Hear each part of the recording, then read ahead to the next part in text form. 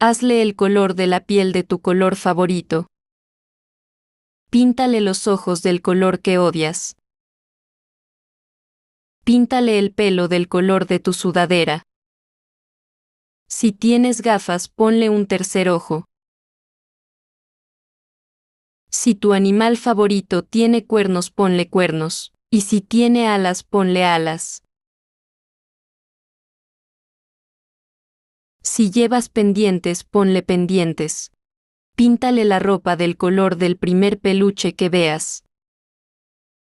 Igual a acá tienes a tu monstruo.